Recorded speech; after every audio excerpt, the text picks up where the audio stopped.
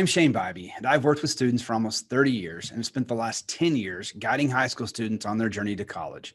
One thing I've discovered is that everyone's college experience is different. That's what this podcast is about. What are the things families really need to know about college? Today, we're talking with Chelsea McCall. Chelsea was a student of mine, oh my gosh, not 14. When did you graduate high school, Chelsea? 16. So 16? yeah, 2014. Okay. Yeah. So 2014, and it's been a long time since you were a 15-year-old sitting in my English 2 pre-AP classroom. So what are you doing today? What are you up to now? So I graduated college in 2019. So I was supposed to graduate in 2020 and I did accelerated and it ended up being more of a blessing than I could have imagined. But I graduated with a double major in advertising and PR from the University of Texas at Arlington. And now I began my career at an agency in Fort Worth, and I've since moved on. I've gone in-house, and now I work for Texas A&M University in the AgriLife research as a marketing strategist. So have already changed careers once, or same field, but different job. And so far, everything's been going really great, other than the kind of the times we're living in, but I've been pretty lucky. Well, okay, you mentioned something right there that I don't think you said. You accelerated your graduation. Yes. So I'm going to unpack a couple of things I'm going to ask you out there. So you accelerated your graduation. What does that mean exactly? So instead of doing a 4-year track, I took a 3-year. And so that was kind of in high school, we had the option to do a couple of classes through TCC. So I did government, I believe, US government, and I did in English. So that and then I had some AP credits. I think I did almost every AP history class you could do. And that covered a couple of credits. It covered some electives, and then it covered a history.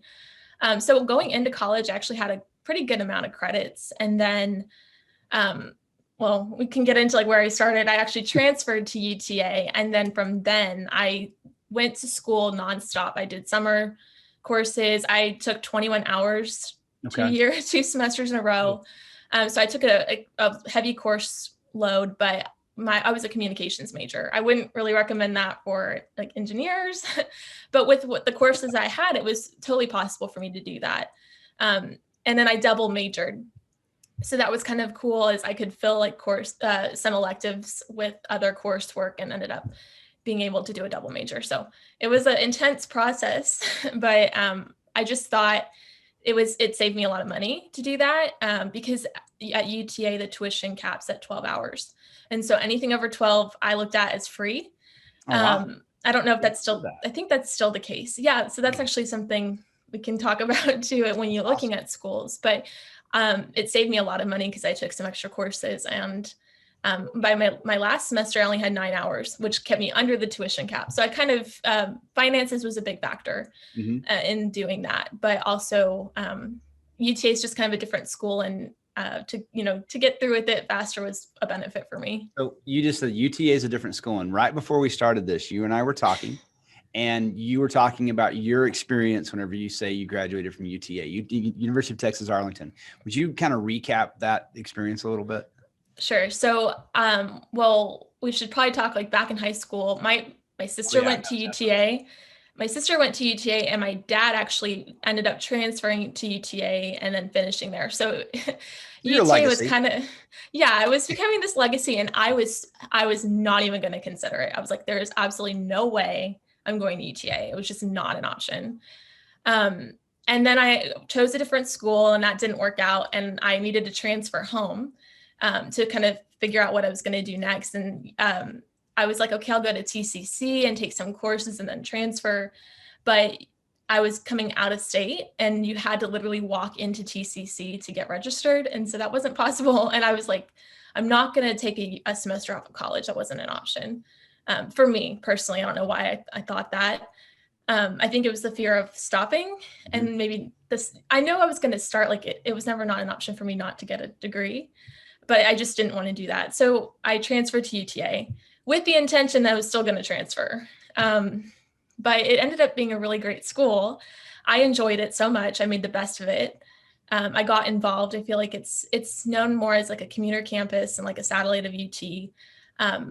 But it's actually a really great school. I love the program I went through, and I joined a sorority, I got involved, and that really gave me more of a college experience that you probably, some people are all about that experience and going to a big school with a football team.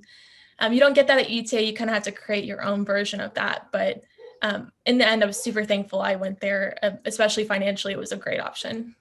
So what sorority were you a part of? So I'm tried out. Okay. You're the second UTA student. A couple interviews back, I talked with another UTA student who she's there right now. I don't know if you know Sydney Rose. She graduated a couple years behind you. Yeah. So Sydney's there.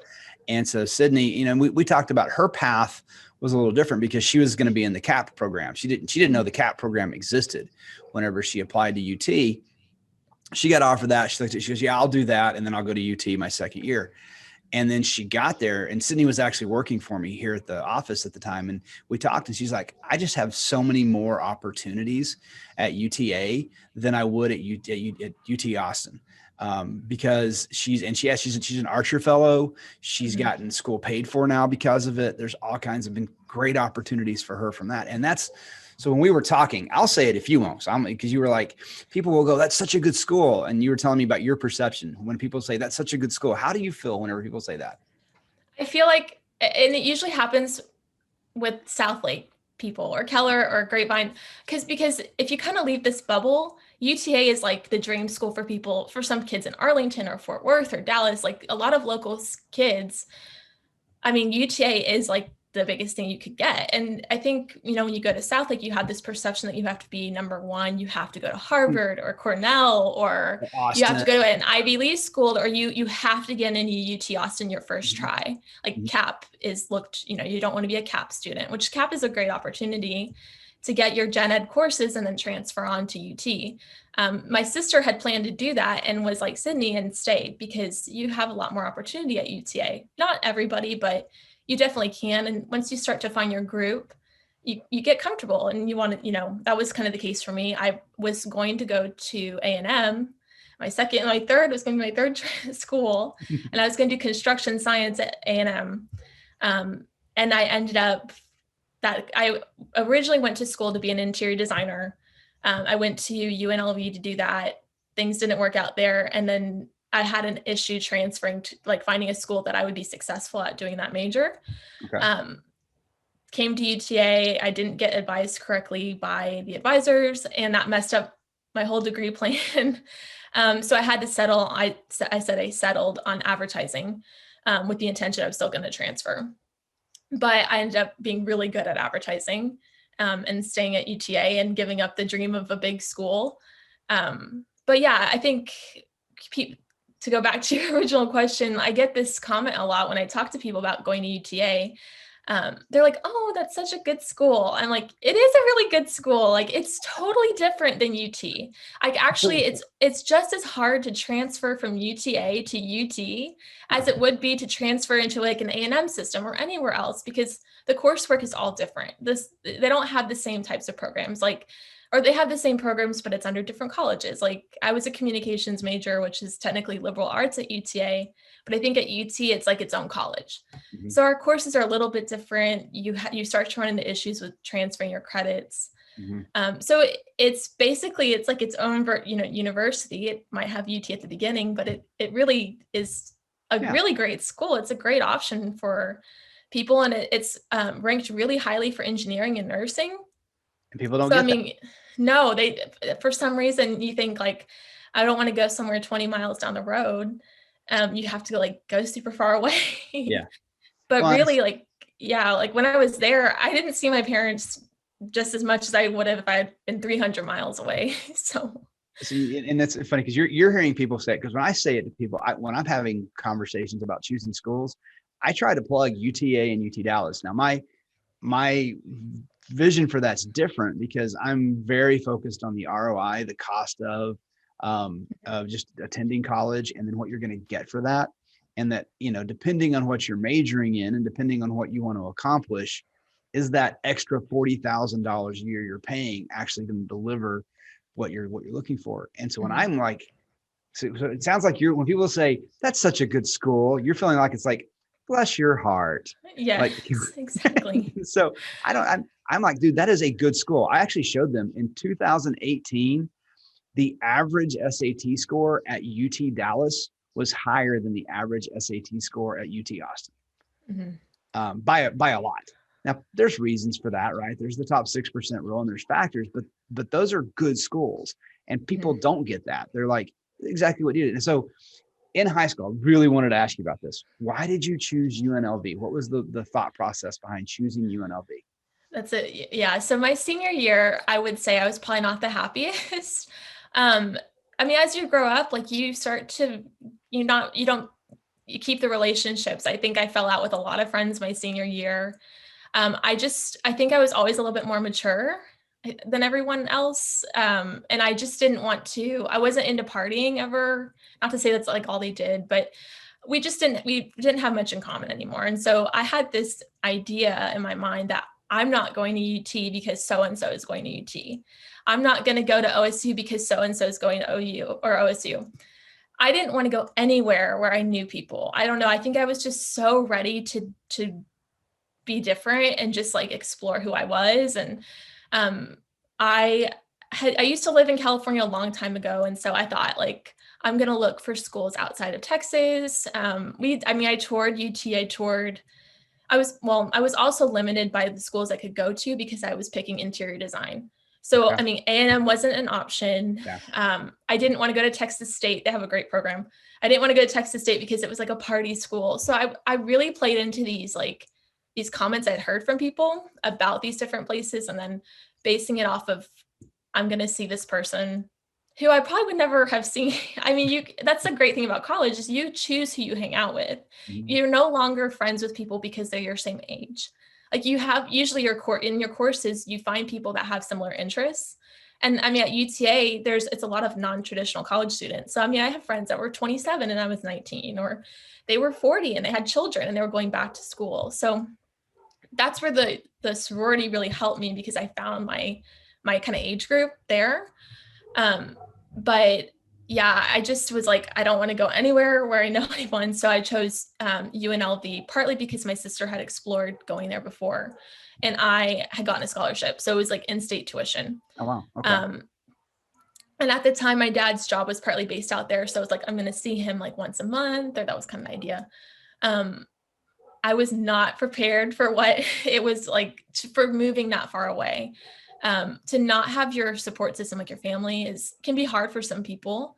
It was really hard for me, but again, I have friends that went to NYU that thrived. Mhm. But yeah, it was so strange because I never thought I was like, I mean, I would say I'm pretty progressive. Like I'm open to different people and, all sorts of things, but um, I didn't realize like how Southern culture kind of affected me. And it was this drastic shift when I met these kids that were from California and we just had totally different kind of values that I didn't realize like were so ingrained and like important to me. Um, but yeah, I definitely struggled that first semester of college. I feel like everyone does. I don't think it's necessarily like the culture there, but I think it's just a hard time for Oh, students. I talk to It's people all so the hard. Yeah. The kid comes home at the first in the semester. You said you listened to Azan's interview before this, and we talked about it, right? His Yeah. semester, mom and dad sat down and said, "We're not paying for a 2.8. Yeah. Not what's going to go on." And so, okay, so what you say it was hard, dude, and you made two comments there that I'm going to back up. When Mhm. you were in my class at 15 or 16, it was very clear that you were much more mature, much more organized. That's one of the Mhm. visions I have, that you were just so super organized and getting your stuff done, which has to make you great at advertising. Um, but uh, was it grade wise, or was it the social aspect of things about having to get out of the dorm and go do the stuff, that kind of stuff with people that you didn't really know? So it was a little bit of both. I did fine. I mean, my studies were fine. I've always, I mean, at Carroll, I had probably close to a 4.0. My SAT scores were not that great. So I don't think from that it would have been a big indicator of my success. I wouldn't say that showed how successful I have been. But one thing you mentioned in a previous interview is the math score is big. And so when I went to class, I did fine in all my classes except for pre-calculus. That was a degree requirement. And when I got there, it was like, you had to know it. I mean, there wasn't any teaching. I think that's kind of college math in general. That's really like the biggest determinant. Like, I had to drop that course. I never thought I'd have to drop a course, but I mean, the homework was different than the quizzes, and the quizzes were different than the tests. And I mean, I couldn't keep up. So that was the one area I did struggle. I ended up dropping the course just because I was like, okay, I'll have to focus on this another semester, which is, I mean, you know, you kind of pick and choose, like you could take it at any point. So, I mean, that was kind of rough to kind of have that first kind of failure of like, oh, this is a shock. But I think more than anything, it was like socially. It was just hard to put yourself out there. And I became the dorm president. So I was like friends with a lot of people, but living with somebody was hard. You know, having a roommate situation that didn't go well was really, really tough. We stopped talking, we stopped communicating. Like, she was a fine person, but if you have like, you're learning new communication barriers and things that you didn't have to deal with when you were living with your parents. And then I went to like a couple parties and I had no interest in that. It was kind of, the campus is about 2 miles off the Las Vegas Strip, which I had been there. I mean, I've been to Vegas like 14 times before, but the people you see on the Strip are tourists, and Vegas is a totally different place outside of that. And yeah, the culture just wasn't right for me. And I figured that out pretty quickly. I mean, I think by Thanksgiving, I begged my parents, I'm like, please do not send me back. And I finished out the semester and I moved home, but I had it at that point. But it's kind of strange because in that I met some other kids I became really close to. And that's where it was all about leadership. We were all in like RHA, and I really carried the things that they taught me on to when I went to UTA. Okay. So I look back on it as like a positive experience. Okay, you don't have to, I'm not actually throwing under the bus. You're being so incredibly euphemistic and pleasant and very Chelsea about like, we didn't see eye to eye on things. What were the places of conflict for you in your room? And that's important for kids to understand that when you go off there and, first question, was your roommate the same age as you, also a freshman?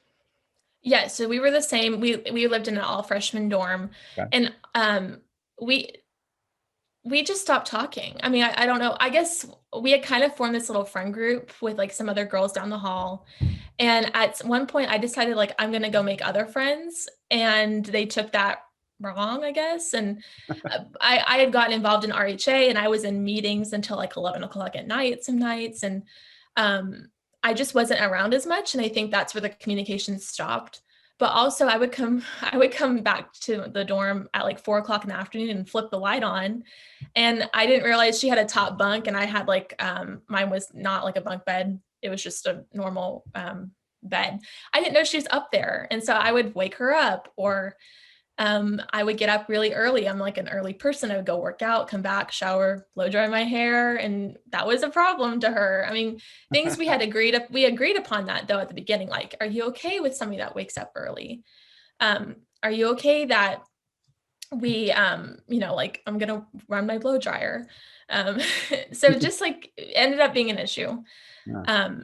So that was kind of just some things that kind of went wrong. That actually sounds like that's probably a symptom of something other than, yeah, I think what you're saying there about the whole, you decided, hey, I'm going to go meet these people over here. And that became a problem too. I could see that.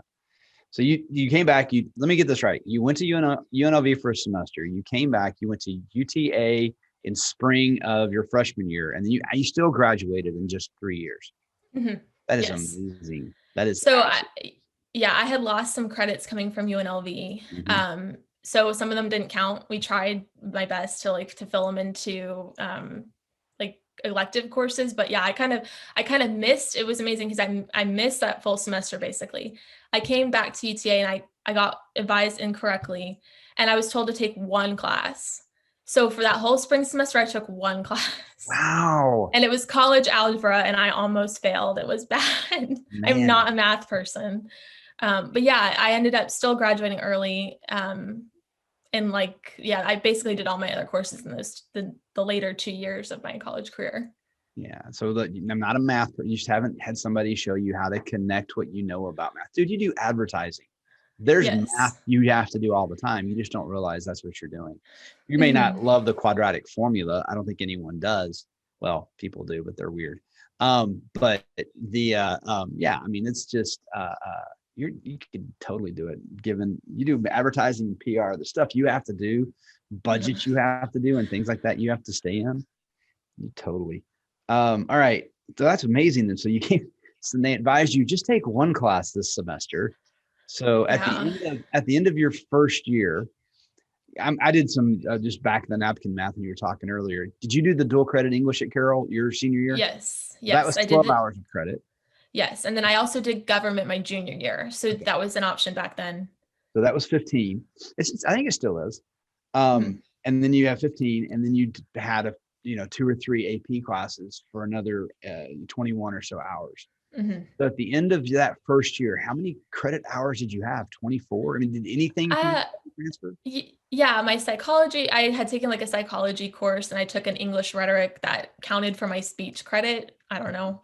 I think I had about 33 hours, I Okay. want to say, by the time I finished, well, 33 credit. Yeah, Yeah. I'm not exactly sure, but I had still a good amount. I was basically on track with like a first year Okay. student, I think. And then I did take the summer courses. I think I took 9 hours that summer, and then I started to double up and take 21 hours. Okay. So yeah, so you didn't just cram 3 into 4, 4 into 3. You crammed 3 into 2. That's Yeah. crazy. Wow. Um, so you did not go to TCC because that's always an experience. You did talk about like the experience of having non-traditional students in your classroom, which was Mhm. eye-opening for a lot of people. And I had wondered about that because I mean, just through social media, I've been able to see what you've done. And a couple of years ago, I did that thing on Facebook where I just wanted to find out. I said, what are things that in high school you knew mattered? Like you're like, this is what's most important. And now you're looking back like, yeah, that didn't matter at all.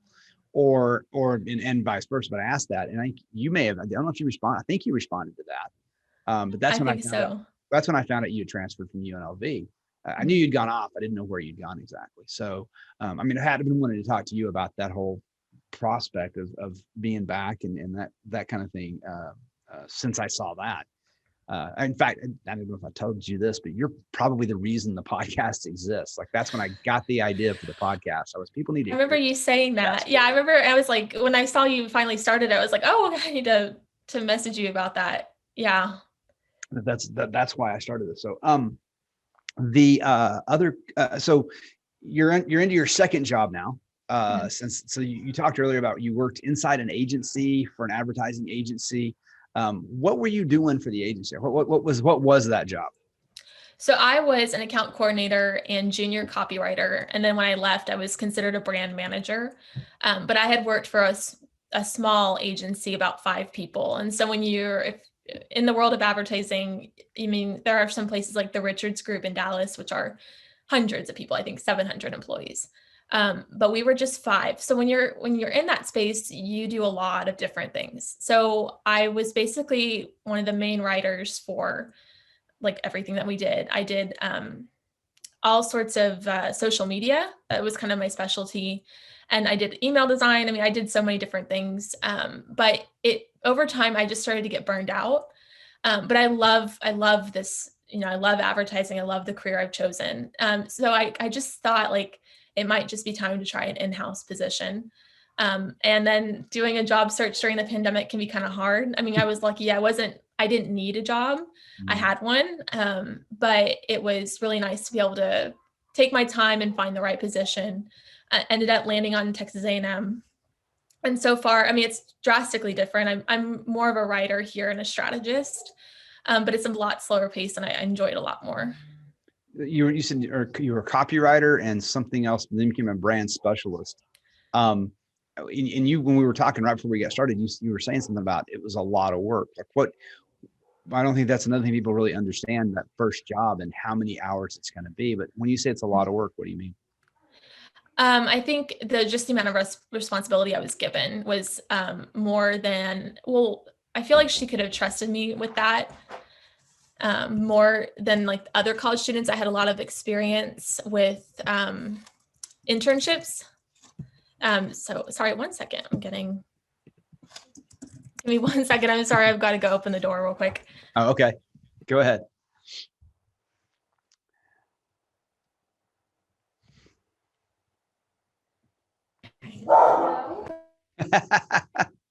Okay. Yeah, we've got dogs. So Okay, I'll take Courtney. I'm living at home right now. So this is also part of it. Yeah.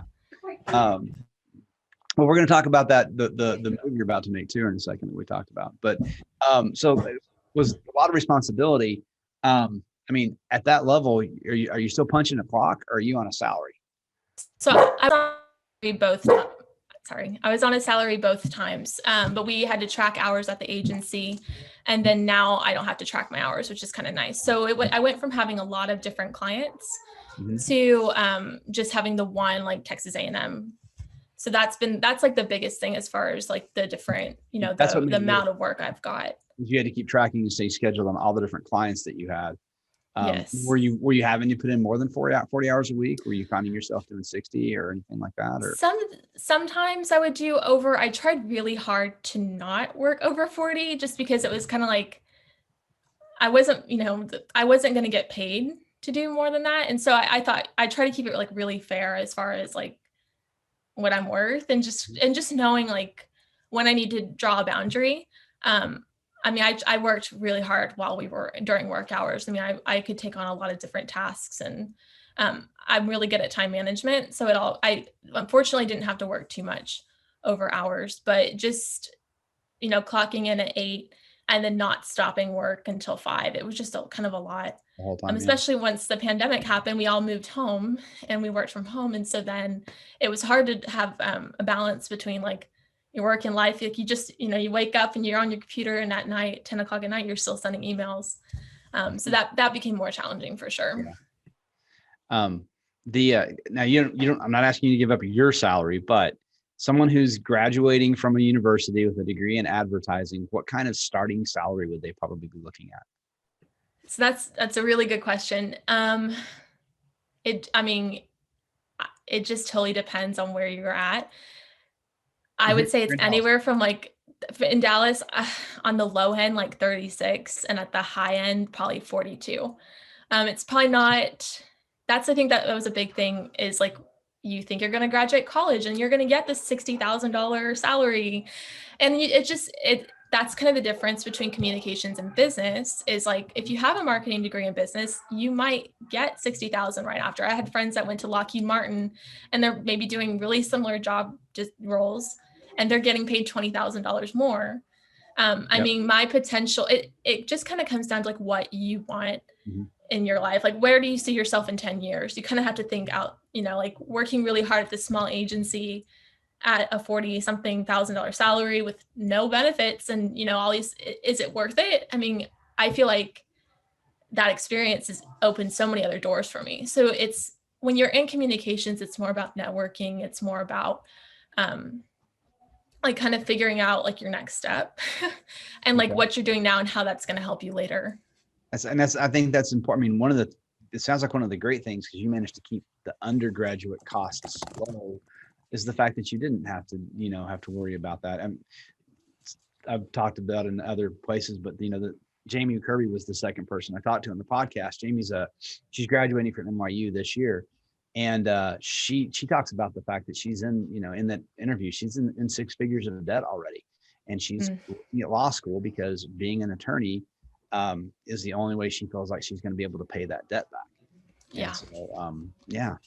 Well, so we, at our app camp, one of the last things we talk about, I think it's a real valuable thing for kids to understand, is I talk about like when you get your financial aid letter, you're going to find out how much it's going to cost you. And if cost is a factor and you're going to take out loans, you need to pay attention to what kind of salary. That's why I asked the question, because the perception in high school, I don't know how far off I am in my perception of the perception, but for a lot of high school students, you've got to go off somewhere to go to college. You get to have this fun party for 4 years and get your degree. And then the job fairy magically comes down and waves her wand and gives you a $60,000 a year job at the end of it. And shockingly, that's not the case. My advice is always, I think you did this. My advice is always find a place where you could be in the top third of the students at that school. And if you're in the top third, that's going to give you research, internship, uh, um, leadership opportunities that you might not have otherwise. So, well, I think to talk about that, I mean, at UTA, I mean, just to give you an idea, I was on student government. I was like elected as a COLA senator. I mean, just to put it in perspective, going to a technically like smaller class sizes, I think the largest was like 80 that I had. I knew my professors, they knew me, we were friends, so they helped me get internships. I got the opportunity to serve on student government. I was a new member educator for my sorority. I was the president of the ag club. Like, I graduated magna cum laude, and I was named the outstanding student advertising for 2019. So I mean, I worked really hard, and I worked jobs to pay for my housing. I worked internships to get the experience. I was taking 21 hours. Like, it was kind of insane. Yeah, that's nice. But I worked really hard. So I don't want to say like, had I gone to UT, that couldn't have been possible, or anywhere like a bigger school. But I definitely, I mean, it was possible for me to do that at UTA. Like, I was part of the higher performing kids in the class, and my grades were really good, and I was really invested, and therefore my grades were good. I struggled with math, and that was probably the only reason I didn't have a 4.0, but I showed up to class. I was engaged. I made friends with my professors, and that was the biggest payoff for sure. That's the thing I hear about UTA. Probably people I've talked to so far has been the professors at UTA seem much more engaged and connected. Now, all professors, when Yazan may have said this, or someone said it earlier about making sure that you take advantage of office hours. Go by it. Don't make something up to talk to the professor about, but if you have a question, go to the office hours and find out. That's why they have office hours, and build those relationships with them.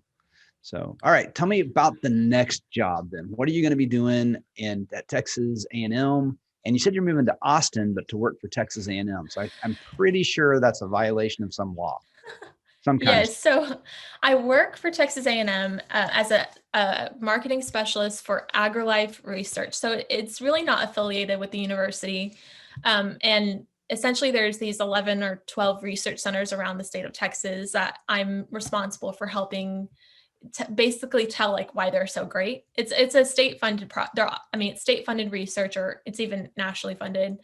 But I mean, everything from soil and crop, like, where do we get our produce when we go shop at Central Market or HEB, to even like human health sciences and things that have to do with coronavirus. So, I mean, it covers such a large range of research that we as Texans and people in the world are impacted.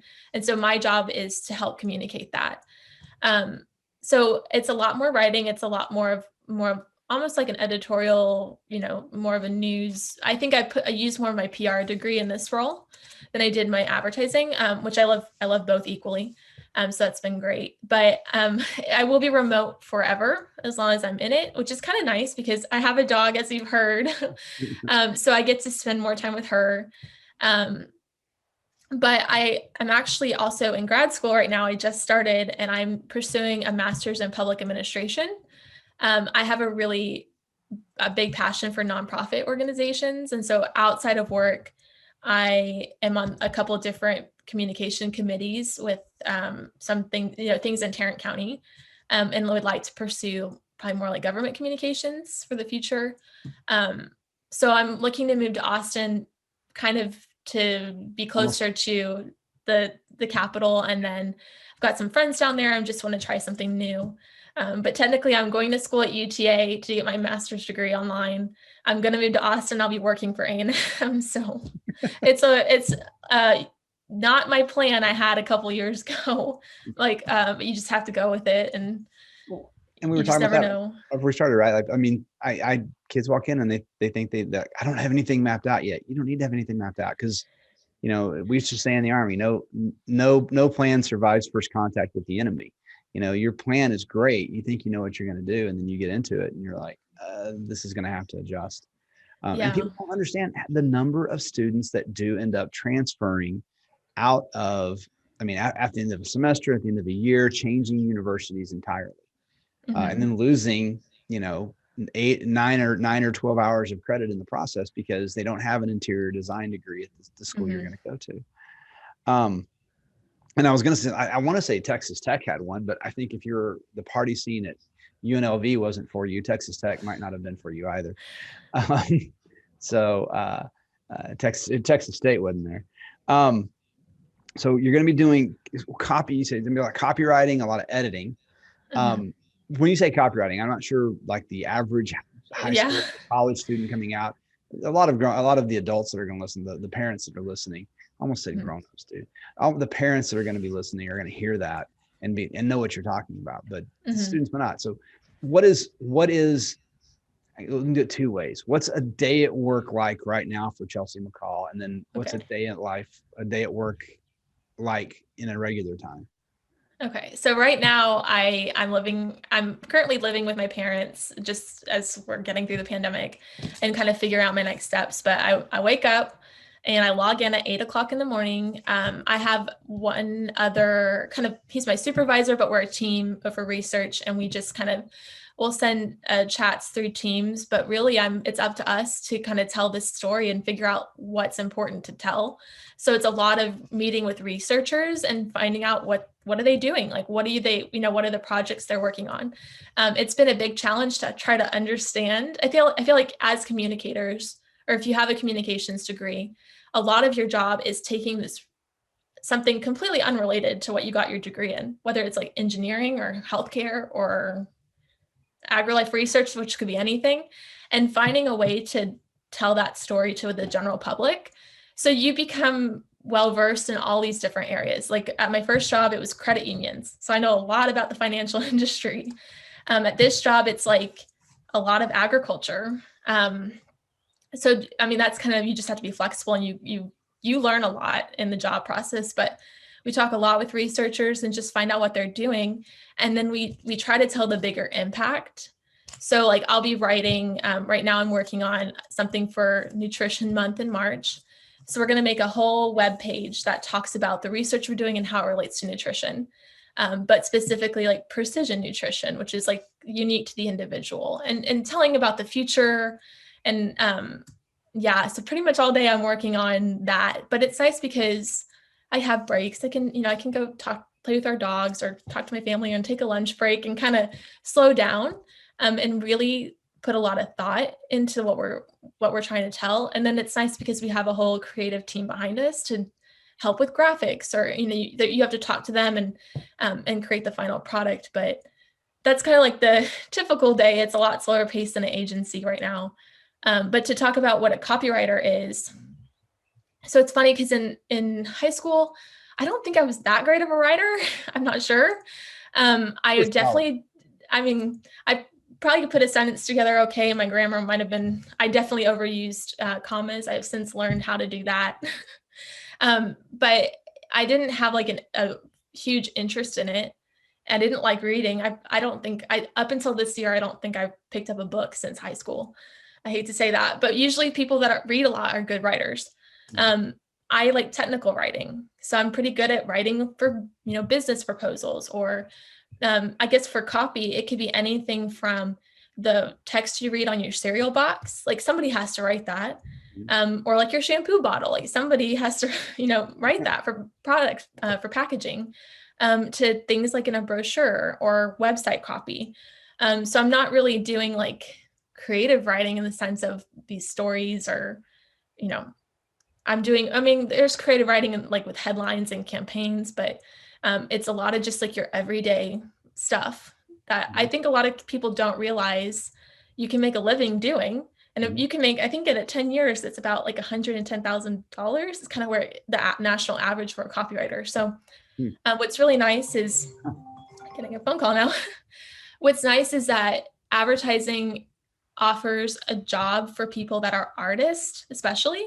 So if you're really into art, but people keep telling you like, you're never going to do anything with that, you're never going to make a living, become a graphic designer. You can earn a pretty good amount of money. And then same thing for writers. Like you can have a passion for writing short stories or novels, but you can make a living every day doing it as a copywriter. Mm-hmm. So it's something I didn't know about until I got in the program, and I was like, oh, okay, pretty good at this. But yeah, it's something I didn't know about as a high school student for sure. Well, if you could make it doing it freelance, that's the other part of, I've talked to a lot of people about the freelance writing, because you could have a blog or whatever else you wanted to do and showcase what you're able to do. And then if you're working in-house, that's great. But also as a freelance, you can also pick up some stuff there. Yeah, I freelanced in college, and I still have a couple projects. It's a good side income, and it paid my bills during college. So when you're taking 21 hours, you need that flexibility of scheduling. Yeah, yeah, exactly. All right, so you're moving down to Austin. Are you going to get a roommate down there? Are you going to be living on your own? What are you going to do? I will not have a roommate. I've learned from college. I had one great roommate in college. I lived in the sorority house, which I recommend if you're in a sorority, it's a great experience. It got me out of my parents' house for a little bit. We got along great, had one great experience. I moved out of that and got my full-time job and had another roommate and I that didn't get along. So I'm forever going to just live alone at this point. So you're going to be living on your own down in Austin. Very cool. Have you looked at rent in Austin? How bad is it? It's pretty, actually, it's like Fort Worth. That's the funny thing is like, if you're making around like a $40,000 salary after taxes, and depending on your lifestyle, and depending on the lifestyle you're used to, which if you're, kind of from South Lake or with whatever your parents have helped you with, if people get the help, like you factor in a car payment, you factor in insurance, you factor in all these other expenses, you're not left with a lot. And I'd say like Texas is pretty affordable, which is really nice. There's a lot of opportunity in Texas, but even then, like I think rent, I'm looking at about $1,200, but that's pretty consistent with any major city in Texas. But I have friends that live in LA and their rent's like $2,500. I mean, given that you're my job there would probably be 60, but again, it's offsetting the living cost. Yeah, no, it's definitely, well, that's I talk with people. So when you look at it, University of Texas does their cost of attendance. And if you're living off campus, I think they estimate you'll spend like $10,000 a year living off campus. And I'm like, well, and I guess that tracks but I don't know of a person. I talked to one person who's living had like 3 roommates and was still paying $1,200 a month with 3. And so I think it depends on like, I guess when I did my apartment search, it was like looking at safety and looking at certain amenities I wanted to have. Like if I wanted a dog park or if I wanted a dishwasher or, that's where you can definitely probably find that. But I would say like most apartments in Austin probably aren't like that. So yeah, I think most college students probably get roommates. But it can get expensive for sure. Even at UTA though, I would say the apartment costs at UTA were about the same as UT Austin. So it's just interesting. And at App Camp, we break it down because we do exactly what you talked about. So if you're making that, because I think the average right now is $55,000.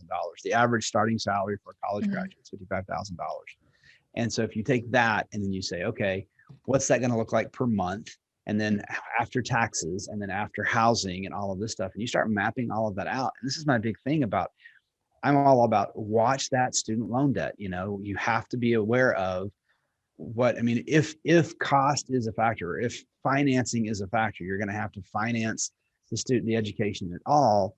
You need to know what that end result's going to be and what that end job's probably going to look like. My niece is dealing with it right now. She's wanting to major in musical theater, which is awesome. But that means when she graduates from college and is looking for a job in musical theater, she's going to be waiting tables quite a bit. And what kind of job are you going to be paying for? What kind of a lifestyle are you going to pay for while you're waiting tables, waiting for that chance to do paid work? So nothing wrong. And I'm a big proponent too of like, do that. I mean, you do what you want for sure. Like do what makes you happy, I think. And it usually will take care of itself. Yeah. But you also have to be realistic. Like I have friends that graduate from NYU with $150,000 worth of debt trying to be actors. And I mean, it's going to pay off if it all comes together and they do it. But right now during a pandemic, it's hard. You definitely have to, I mean, as a 18-year-old, it's hard to be realistic. I mean, it's really hard. I mean, if I would have been smart, I would have I would have gone to TCC for a semester and taken more time to think. I should have removed myself from the South Lake bubble of high school and thought about what do I really want to do and what makes the most sense. But no 18-year-old's that practical, which is fine, but you figure it out later. And definitely when it comes to cost, I mean, that's probably the biggest eye-opening. Like, you know, I was lucky at UTA. I only had to take like a small bit of student loans, like basically to cover that last semester. So I graduated with almost no debt. And yeah, it's like, I can't imagine. I always say, I think students that graduate from UTA, we all kind of leave kind of feeling like, did I miss something?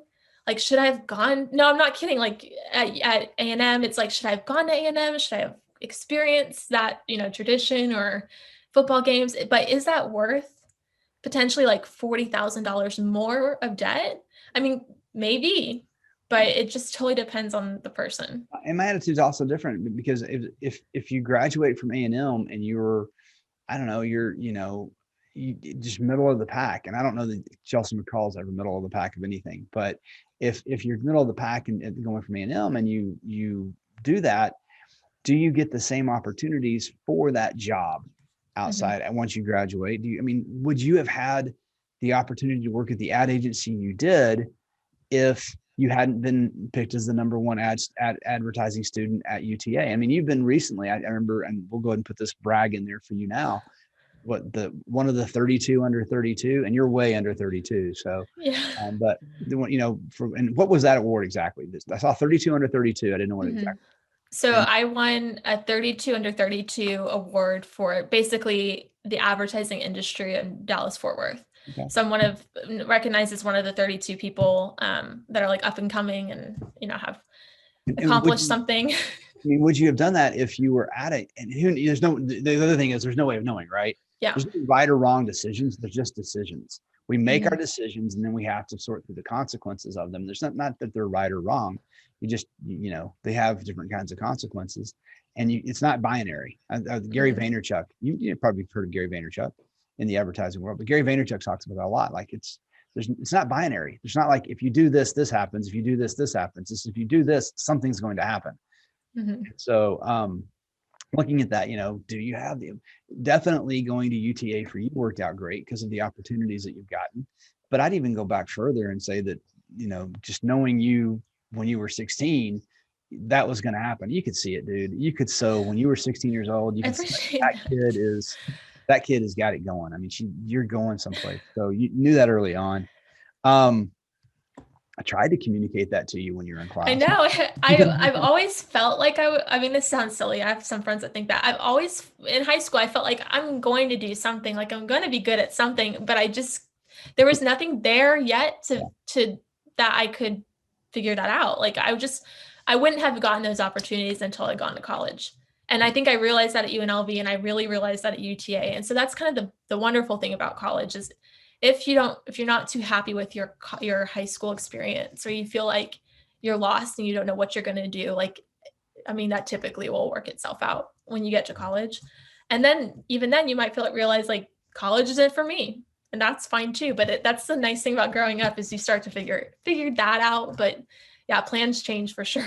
And you talked about a minute ago, like, coming out of high school, it was like to be successful, you had to get into one of these schools. And there was a list of maybe 20 schools. And if you didn't go to that school, then you were going to one of those schools that everyone who didn't get into those schools went to, and, we could talk about that. And then 4 years later, you're like, or 5 years later, you're like, that really wasn't a big factor. And, did you going to an Oklahoma State, would that have been a big difference? Still would have been orange.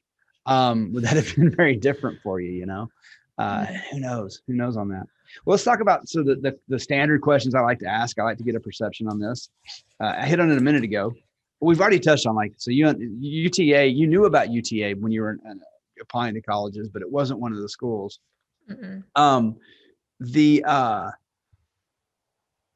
What were things in high school that, like, maybe people told you you're going to need to know this? My interview last week, I interviewed one of my former students from like my second year of teaching. Very different perspective on my teaching ability for my second year teaching. But he was like telling me things that I had said. What were things that you were in high school, you thought, okay, I've got to do, in order to be successful, I've got to do these things, that either did or did not end up being true?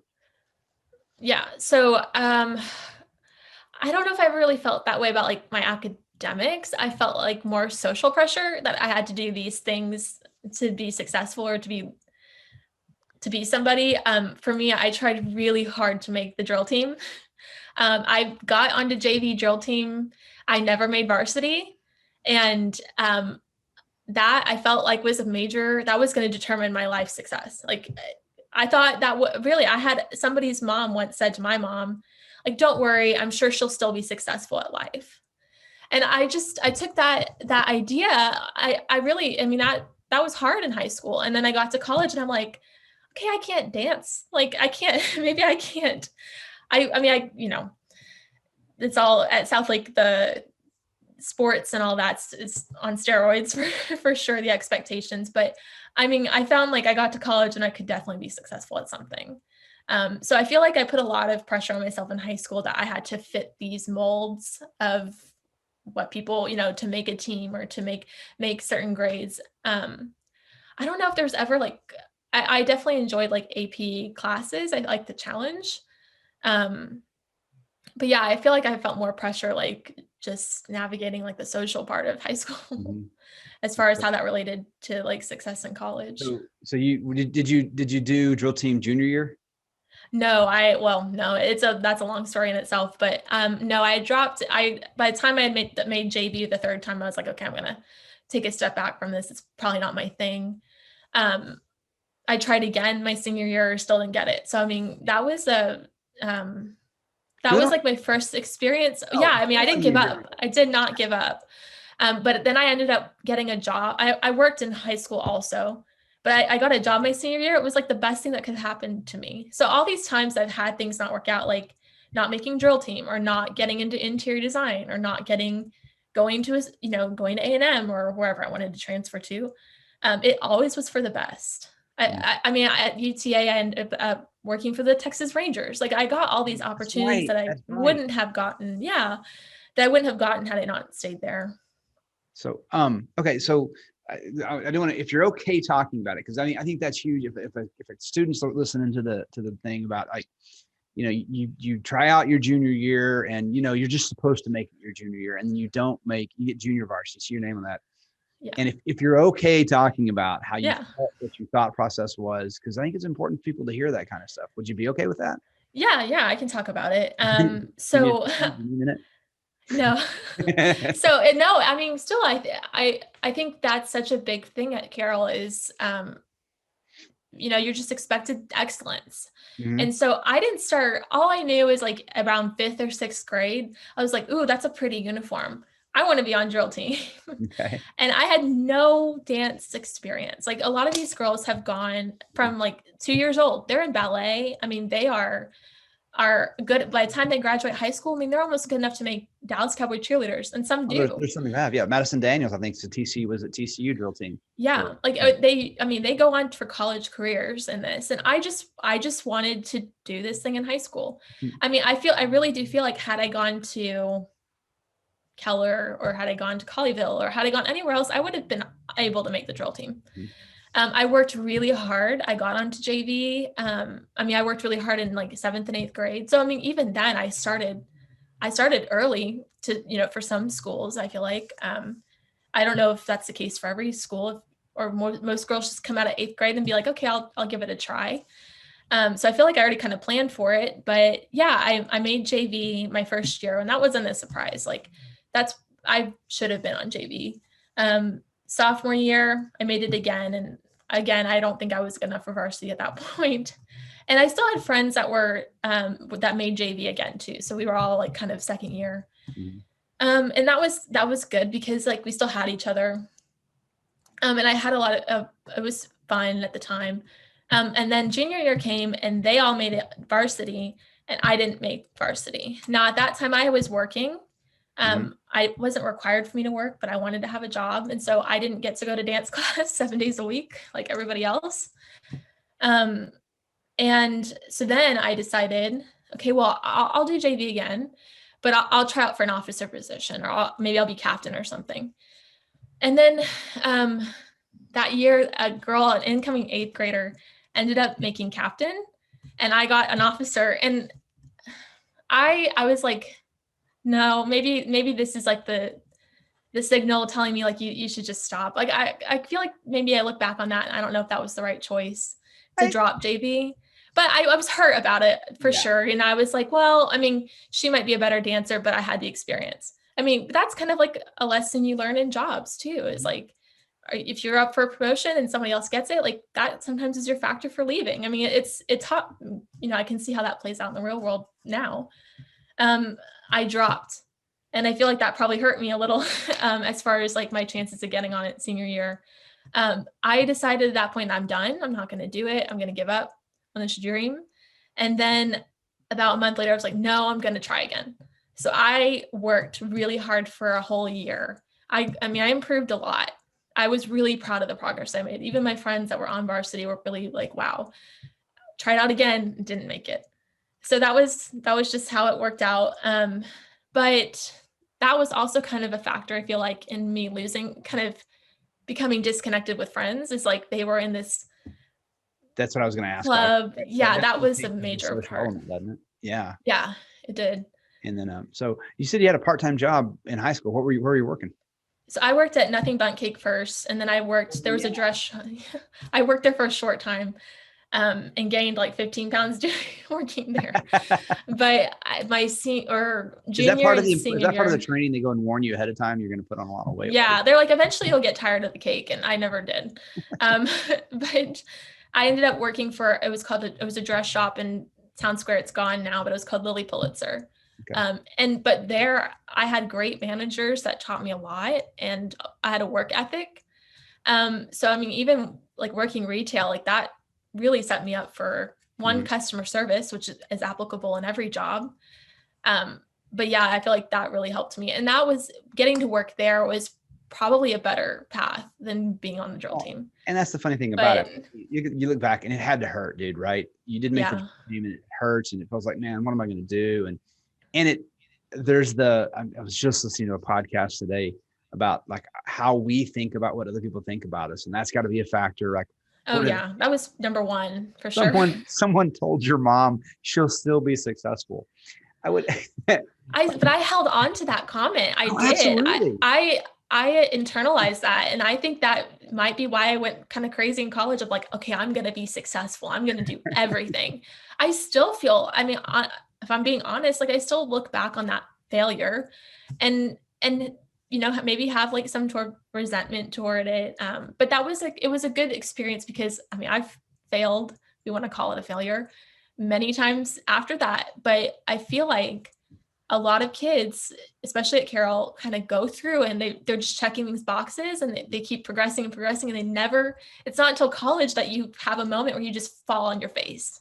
Yeah. And so I was kind of lucky that I had that experience in high school. Yeah, high schools in general are built with this giant safety net that just, there's an old saying about the blessings of a skinned knee, about doing something that has to hurt a little bit and I've been saying there's lessons that life has to teach you that we can talk about. So the funny thing is the valuable things, my perspective of you, or my perception is you're the kind of person who just takes on a lot of stuff.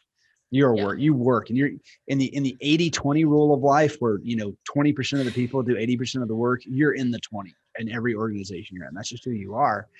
Yeah. Which is why you're like, okay, I'll be an officer. I didn't make varsity, but I'll be an officer. Like, you're going to take on the responsibility.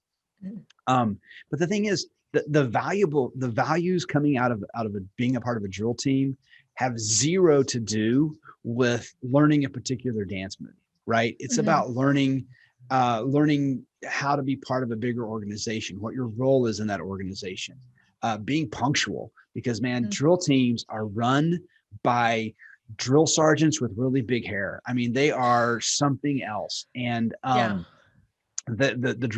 drill team instructors I've known, like I feel like they'd give me demerits if I crossed them. I'm like, I didn't want to do that. So learning to be on time and learning to be, hit schedules. Those are the things that are valuable from that.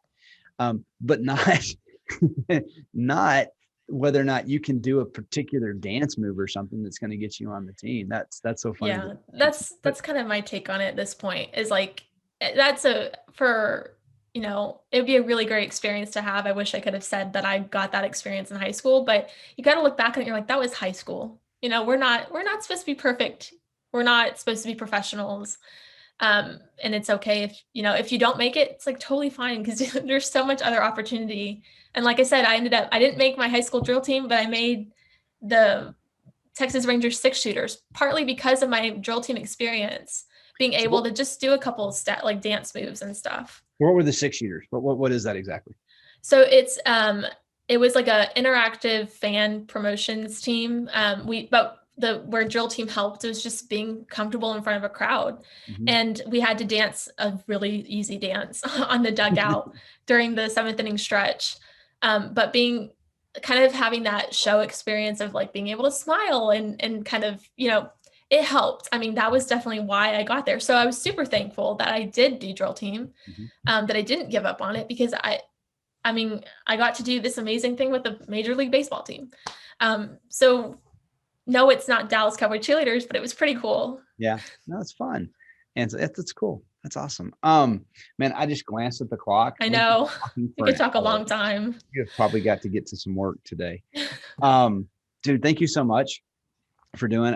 I'm excited to see what you do. And if I see something come out of Texas A&M AgriLife and be like, I wonder if that was Chelsea stuff. Yeah. So very good. Any pluggables out there for you? Is there an Instagram page or a blog that you do if someone wants to hire you for freelance writing? Is there anything out there like that?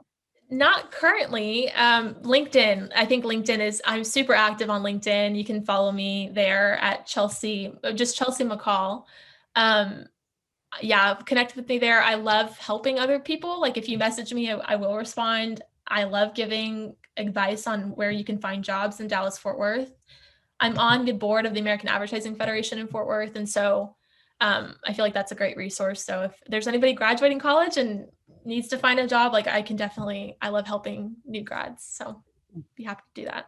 All right. Well, thank you so much, Chelsea, for giving me an hour of your time. Thank you. And so sorry about the dogs and the parents. That's part of life right now, is living at home.